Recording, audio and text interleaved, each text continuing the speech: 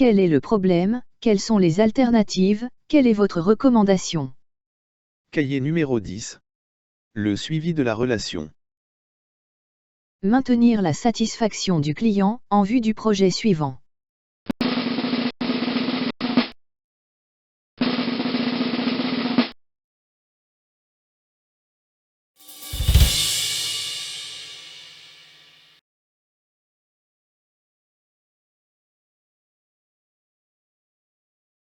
Contrat signé, le chantier peut commencer. Délivrer, installer, former pour réussir le projet. Cahier numéro 10.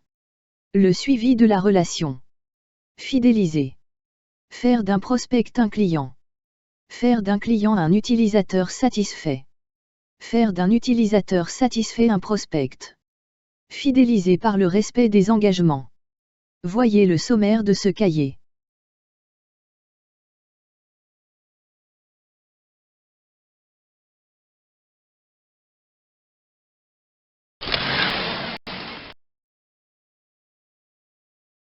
Combien de fois ai-je entendu des commentaires peu flatteurs au sujet de vendeurs qui laissent à l'abandon leurs clients dès la réception d'un bon de commande. Certains considèrent que leur job est terminé et que d'autres sont là pour exécuter la commande. À chacun son boulot. Les vendeurs qui ont accompli leur mission en respect des principes qui ont été énoncés tout au long du companto du vendeur n'appartiennent pas à cette catégorie. Ils considèrent d'une part que leurs collègues chargés de prendre le relais sont dignes des mêmes attentions que les clients. Ils considèrent aussi que leur responsabilité personnelle est engagée. Ils feront donc respecter les accords conclus. La qualité se définit pour eux comme la conformité par rapport aux engagements. Administrer.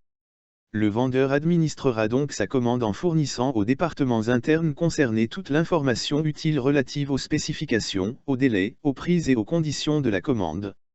Suivre. Il suivra l'exécution de la commande en demeurant en alerte, donc disponible, pour intervenir à tout moment si nécessaire auprès du client. Ceci implique que le vendeur soit le garant de la bonne exécution du contrat par le client, notamment en matière de respect des conditions et des délais de paiement. Une mission d'ambassadeur. Vous devez exprimer et prouver ici votre fibre professionnelle par la matérialisation des engagements pris, par vous-même au nom de votre entreprise et par le décideur au nom de l'entreprise devenue cliente de la vôtre. Vous serez aussi exigeant en cette matière que ce que vous aurez été performant et professionnel au cours de votre approche commerciale. Vous créerez par votre conscience professionnelle une relation très intense et respectable que le temps n'effacera pas. Vous serez le représentant de votre entreprise chez le client et du client dans votre entreprise.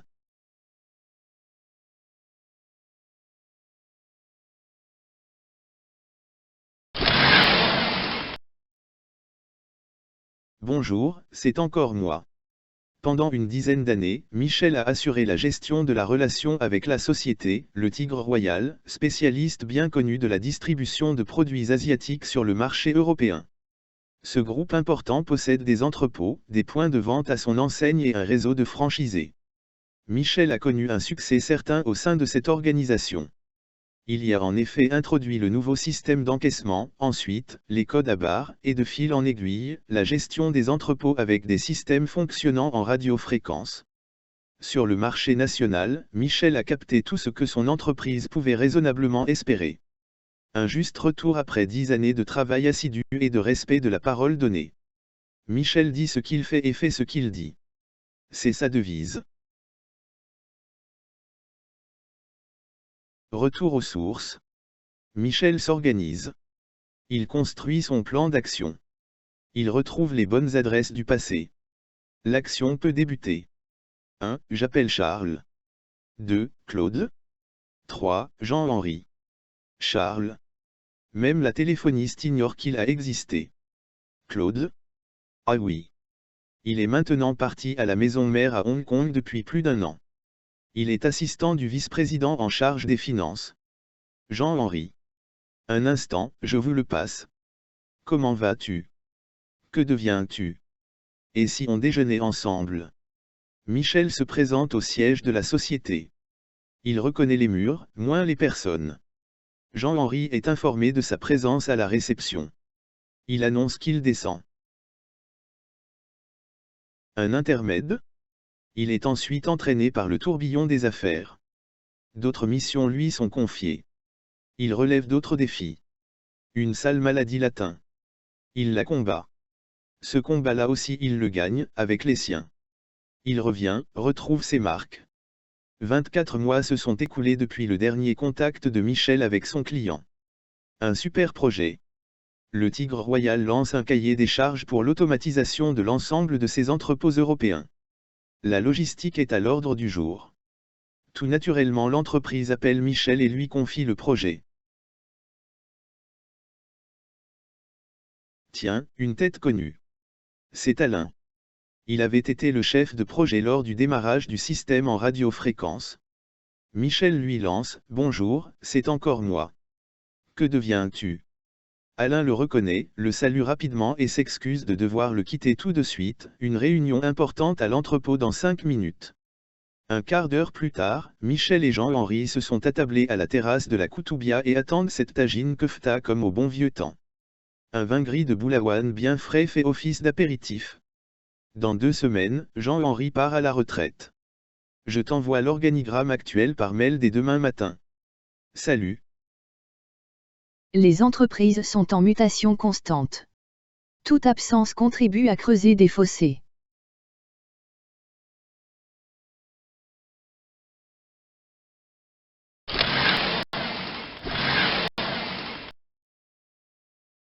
L'administration fait aussi partie du job?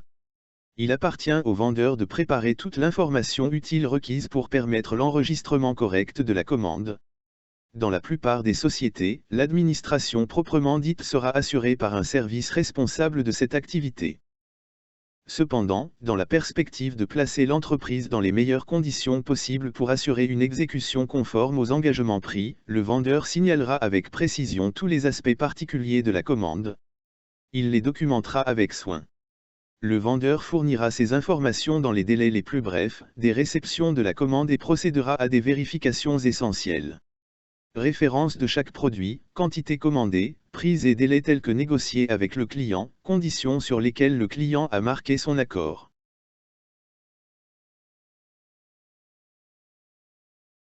Le piège des conditions générales d'achat. Comme évoqué précédemment, vous avez présenté les conditions générales au client et vous avez obtenu son assentiment. Pourtant, nombre de bons de commande arrivent accompagnés des conditions d'achat fixées par l'organisation du client. Il appartient au vendeur d'en prendre connaissance et de faire ressortir celles qui sont en opposition avec les termes négociés. Les pièges les plus courants sont la modification unilatérale du délai de paiement qui passe allègrement de 30 à 90 jours. L'apparition de clauses de pénalités applicables en cas de retard de livraison. L'application d'une remise non négociée. Le vendeur réagira immédiatement vis-à-vis de celui qui a accepté les conditions discutées lors de la négociation. Problème, alternative, recommandation. Le problème? Il n'est pas anormal de rencontrer un problème lors de l'exécution d'une commande. Ce qui est anormal, c'est la survenance systématique d'erreurs, leur répétition, l'absence d'action corrective. Si cela devait être le cas au sein de votre entreprise, vous avertirez votre responsable des ventes. Veillez en cette circonstance à ne pas vous attaquer aux personnes, mais aux situations. Documentez de manière précise et spécifique la situation d'erreur rencontrée. Décrivez clairement le problème, comme vous le percevez. Exprimez également ses conséquences, avec réalisme. Les alternatives. Il est trop simple de relever un problème et de se contenter d'en faire rapport. Le vendeur responsable, manager en puissance, réfléchira aux alternatives possibles. Il les exprimera en complément de sa description du problème. Votre recommandation. Au-delà de la proposition de diverses solutions possibles aux problèmes identifiés, le vendeur se forgera une opinion quant à la meilleure des alternatives qu'il a été en mesure de définir. Il exprimera donc une recommandation. Il acceptera de bon gré que la décision prise soit différente de sa recommandation. Cependant, il n'hésitera pas à se faire expliquer les fondements de la décision prise in fine par la direction. Cela le placera en position plus confortable pour dialoguer avec son client. Rencontrez personnellement le client, aussi rapidement que possible, et exposez le problème, les alternatives et votre recommandation. Maintenez le dialogue jusqu'à l'identification d'une solution acceptable. Suivi des engagements du client. Le vendeur représente sa société auprès de la clientèle, il représente aussi le client au sein de sa société. De ce fait, lorsque le client ne respecte pas ses engagements, il est simplement normal que les services internes s'adressent à lui pour obtenir son intervention. Rappel des engagements du client. Le client a pris des engagements en matière de respect des prix, des délais de paiement, mais aussi de moyens à mettre en œuvre pour permettre la bonne exécution du contrat. Le client est responsable de désigner un personnel compétent, qu'il formera à l'utilisation des produits que votre société lui livrera. Il est tenu de préparer les locaux qui accueilleront les produits livrés. Il devra respecter les spécifications qui lui auront été fournies. Il accusera réception des marchandises, des produits, des solutions fournies en respect d'une procédure déterminée. Le client paiera ses factures, dans les délais convenus.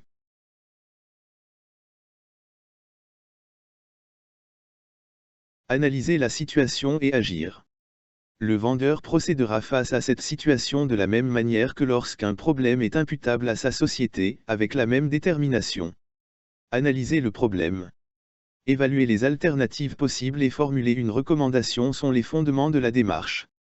Cependant, le vendeur n'oubliera pas qu'il est aussi le représentant de son entreprise et qu'il est chargé de défendre ses intérêts en premier lieu au cours de cette approche. Le vendeur n'hésitera donc jamais à intervenir pour rappeler au client le respect de ses propres engagements, ceux-là même qui furent négociés ensemble sans équivoque et sans faiblesse. Rencontrez personnellement le client, aussi vite que possible, et exposez le problème, les alternatives, votre recommandation.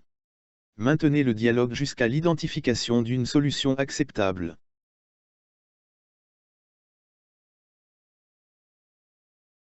Non-respect de ses engagements par le client. La méthode d'approche des situations résultant du non-respect par le client de ses engagements est la même que lorsque les problèmes sont générés au sein de votre entreprise. À titre d'exemple, nous évoquerons quelques situations possibles. Le problème. L'employé envoyé par le client à la formation présente un profil inadéquat pour être en mesure de supporter correctement les produits qui seront livrés. Les futurs utilisateurs s'opposent à toute collaboration avec vos équipes d'installation. La comptabilité refuse de respecter les délais de paiement convenus. Les alternatives. Analysez avec attention si le problème évoqué est exprimé correctement.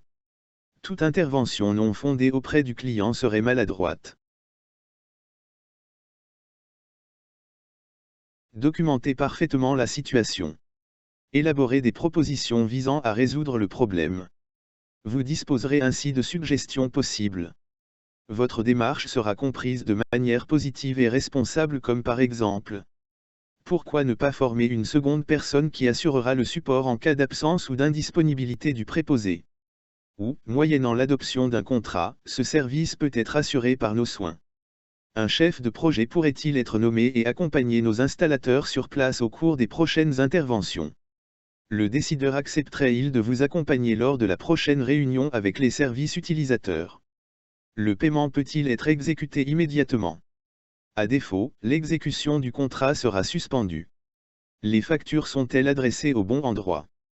Ne serait-il pas opportun de les adresser au décideur qui serait alors en mesure de les approuver immédiatement, évitant ainsi tout retard? Votre recommandation.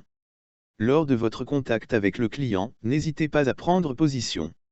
Ceci imposera au client de décider d'une action, accepter votre proposition ou formuler une alternative acceptable.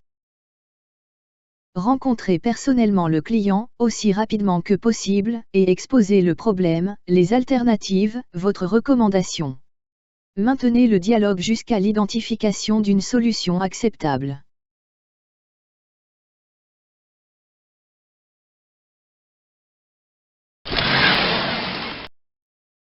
Appelez Louis. Jacques est le dynamique patron d'une entreprise de distribution de courrier express qu'il a lui-même fondée, Fast Delivery Service, FDS. La réputation de son organisation n'est plus à faire. Il a dès l'origine pris le parti d'adopter des outils informatiques performants chaque fois que des problèmes d'organisation étaient posés. 50 véhicules. Lorsque le cap des 50 véhicules a été atteint, il a fait appel au marché pour doter chaque chauffeur d'un système mobile destiné à enregistrer immédiatement les enlèvements, les livraisons et les encaissements. Ce fut une belle bagarre entre les fournisseurs potentiels.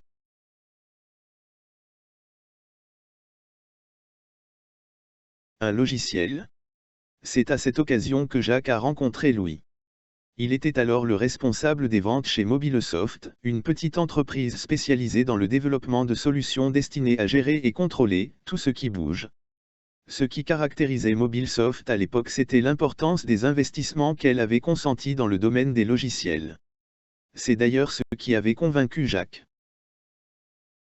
Quelques jours seulement avant de faire connaître sa décision, Jacques avait dit sur un ton particulier et plein de respect, « Louis, tu as un soft ». C'était pour Louis une reconnaissance de la politique menée jusque-là et un encouragement à croire dans ses chances de devenir le fournisseur de FDS. Un vendredi, en fin de journée, Jacques téléphone personnellement à Louis pour lui annoncer qu'il souhaite le rencontrer dès le lundi pour conclure.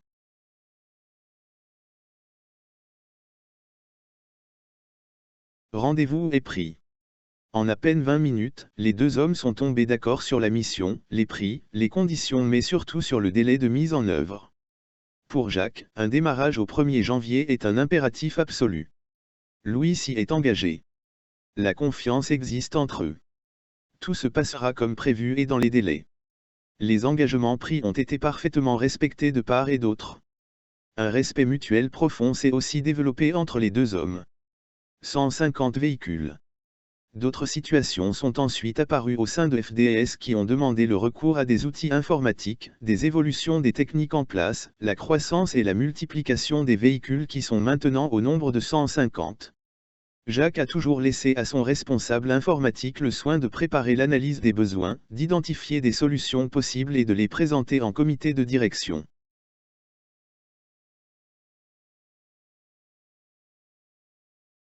Louis a changé d'orientation, mais il n'a jamais hésité à tenir Jacques informé de l'évolution de ses activités, à venir le saluer.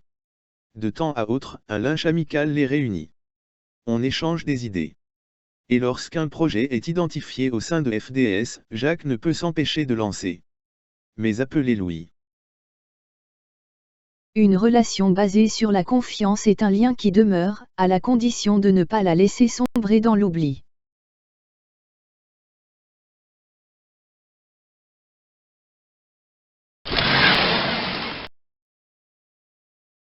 La satisfaction du client. Si vous retournez au chapitre consacré à la qualification des situations commerciales, vous y retrouverez la dimension qui consiste à évaluer le degré de satisfaction de votre client. Si l'entreprise que vous prospectez vit une relation non satisfaisante avec votre société, vos chances de succès s'effondrent. Assurez-vous dès lors que votre client demeure un client satisfait. Rappelez-vous un principe élémentaire. Lorsqu'un problème apparaît au sein de l'organisation du client, il fait l'objet de commentaires et rapports internes. Il est éventuellement escaladé vers la direction, vers le décideur. Par contre, lorsque tout va bien, le produit, la solution, les services que vous avez amenés dans l'organisation du client sombrent dans la normalité et donc dans l'anonymat. Le vendeur n'hésitera jamais à se rappeler au bon souvenir de son client. Il lui rapportera les informations positives et lui fera part de la satisfaction interne. Une prospection précoce. Lorsque vous avez gagné un client, profitez de la situation. Vous avez toujours une bonne raison pour lui rendre visite. Ceci constitue un avantage prépondérant sur tous vos concurrents. Des visites régulières vous donneront donc l'occasion de rester en contact avec l'organisation du client, de rencontrer de nouveaux collaborateurs, de suivre l'évolution de l'organigramme. Vous identifierez les préoccupations naissantes avant vos concurrents. Vous serez en mesure d'influencer les réflexions, de les orienter vers vos solutions et produits. Votre relation privilégiée vous donne l'avantage et vous devez en profiter.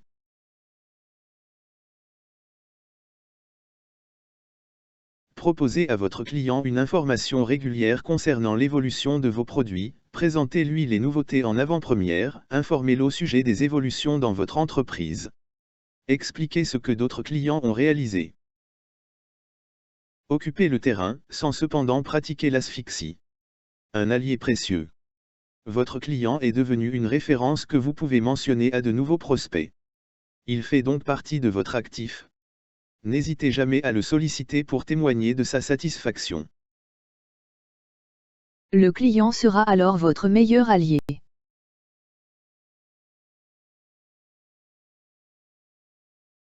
Que de travail pour mériter ce moment. Et maintenant, pilotez la mise en œuvre vers le succès.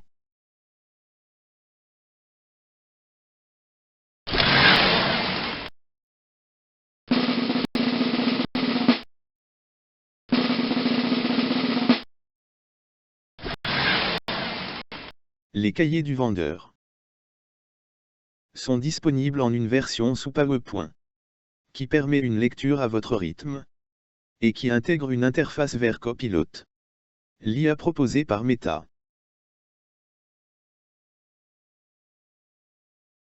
Adressez un courriel à gcl.companto@gmail. Pour préciser votre demande. Identifiez-vous, communiquez-nous vos coordonnées afin de nous permettre de vous informer complètement. Cordialement.